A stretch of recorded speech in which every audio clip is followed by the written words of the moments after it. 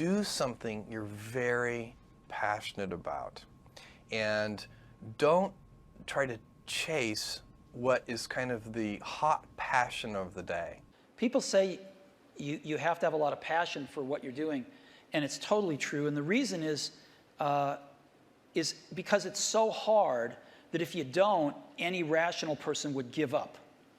It's really hard, and you have to do it over a sustained period of time. So if you don't love it, if you're not having fun doing it, and you don't really love it, you're going to give up.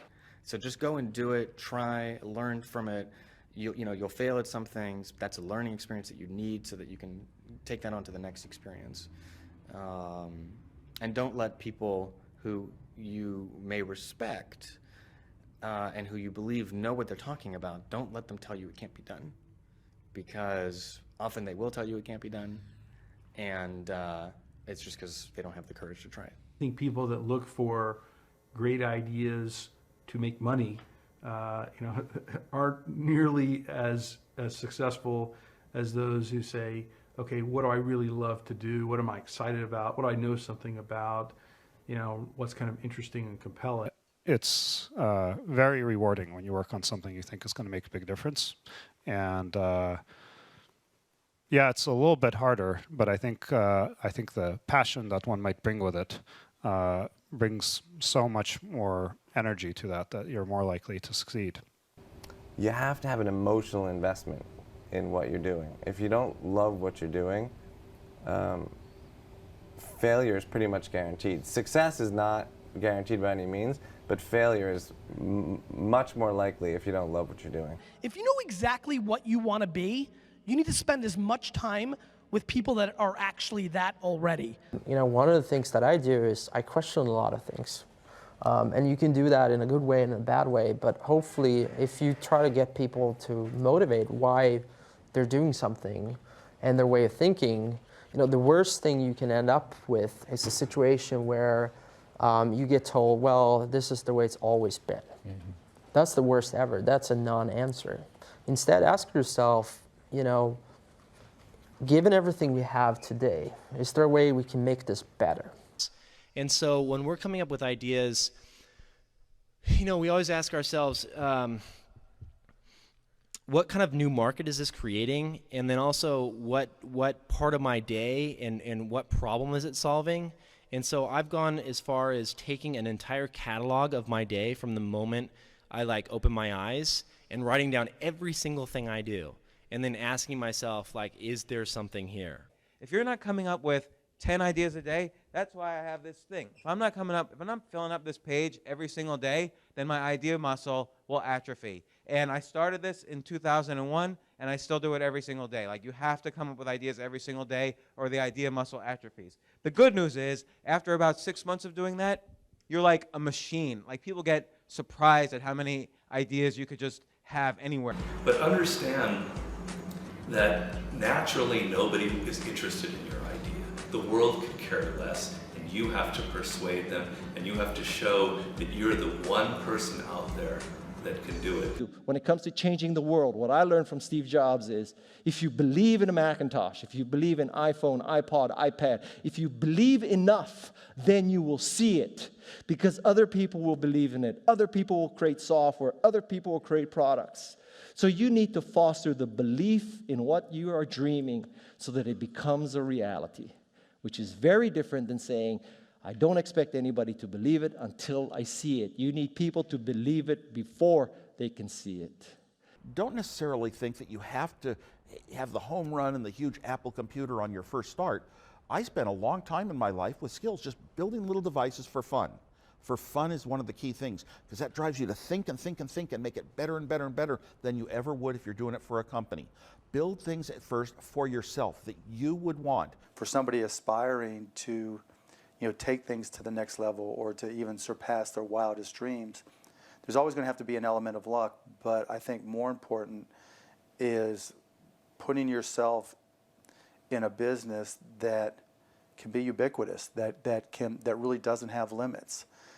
Because otherwise, there's always going to be a grind to it.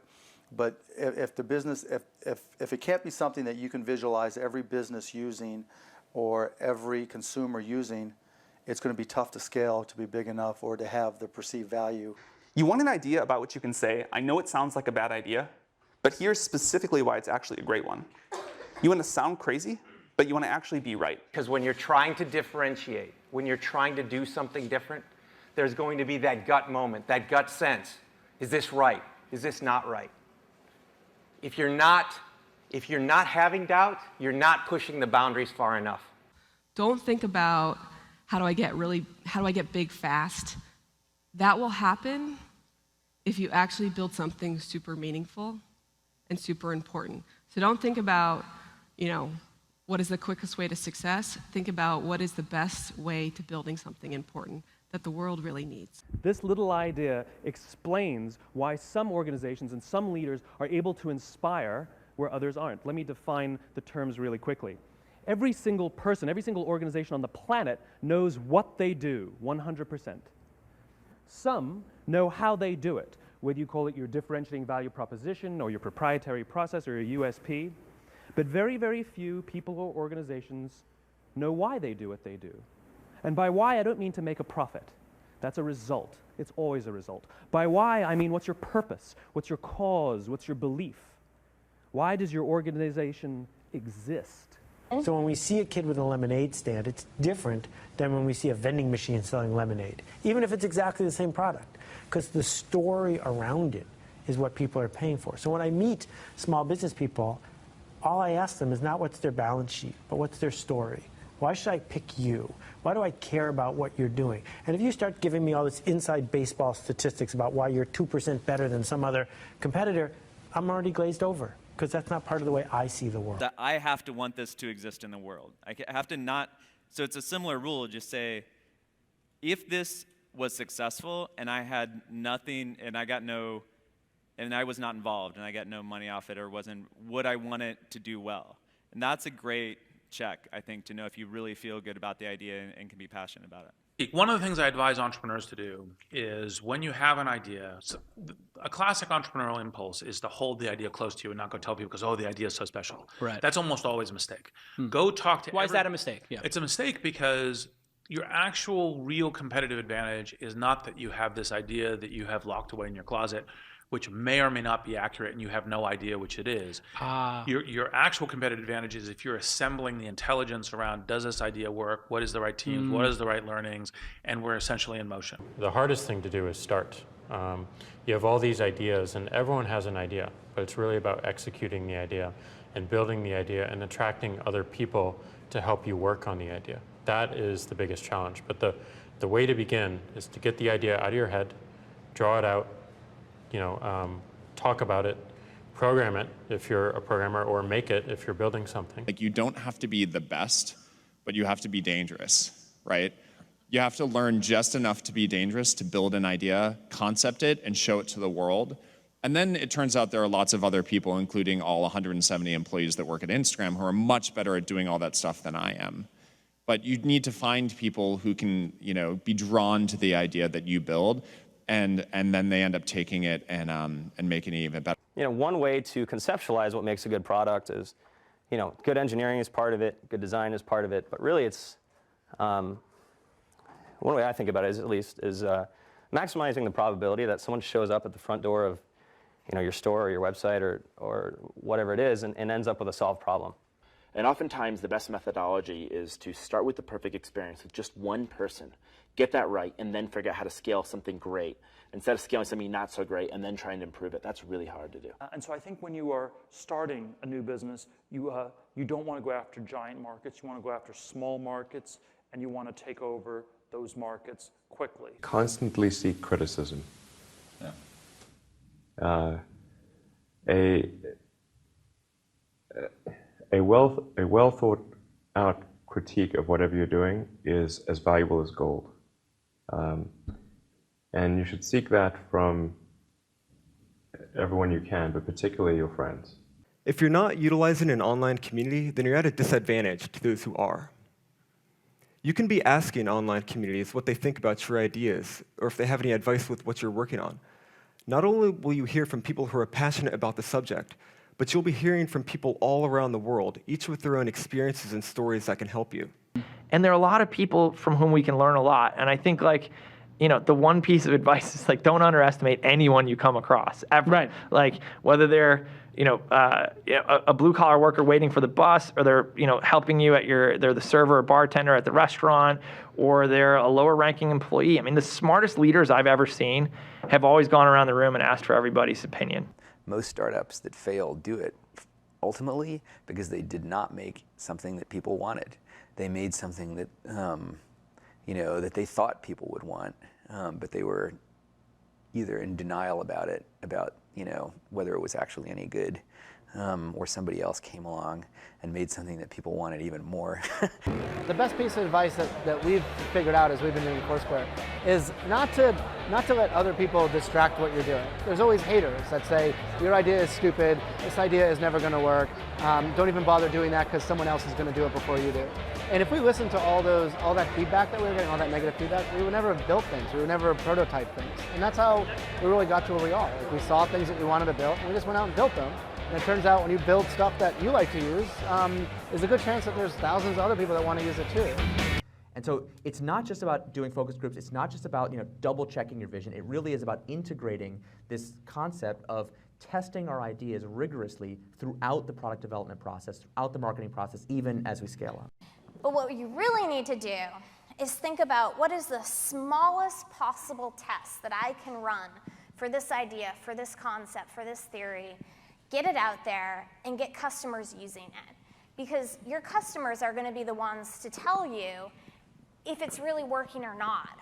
Like there's almost this expectation that you have to have in your mind, this sort of, I'm going to change the world, sort of make a dent in the universe kind of ambition, right?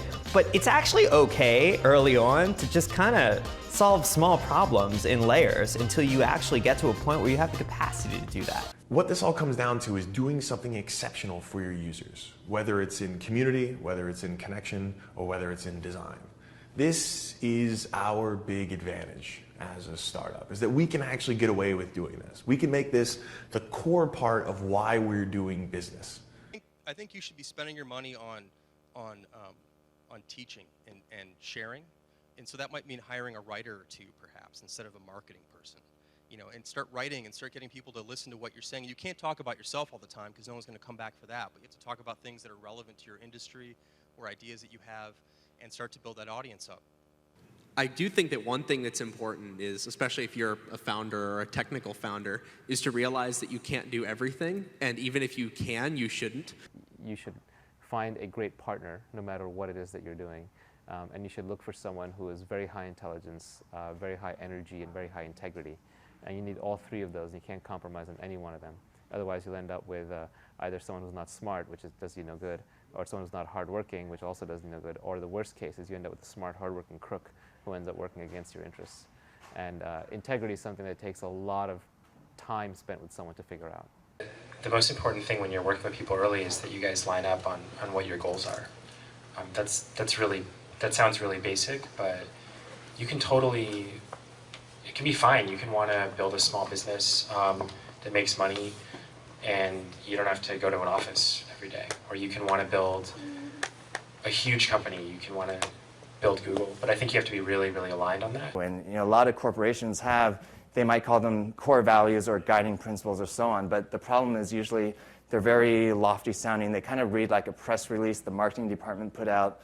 They sound just like their competitors, and maybe you learn about it on day one of your job, but then it becomes this meaningless plaque on the lobby wall.